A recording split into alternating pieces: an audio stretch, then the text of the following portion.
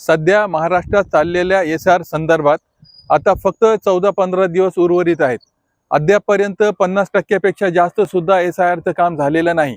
या संदर्भात आज आम्ही सर्वजण इलेक्शन कमिशनला निवेदन देण्यासाठी कलेक्टर ऑफिसला आलो होतो। आमचं असं म्हणणं आहे की या संदर्भात कमीत कमी 45 दिवसाची मुदतवाढ देण्यात यावी, जेणेकरून SIR इफेक्टिव्हली कार्यरत होऊ शकतं। अन्यथा खूप काही अडचणी सध्या लोकांना फेस कराव्या लागतात। लोकांचे कागदपत्र नाहीत, BLOचं कम्युनिकेशन प्रॉपर होत नाहीये। अशा अनेक अडचणी आहेत, जे मायग्रंट आहेत, स्थलांतरित आहेत, त्यांचा सुद्धा आता सध्या प्रश्न आहे आणि गावखेड्यापर्यंत हे पोहोचलेलं नाही।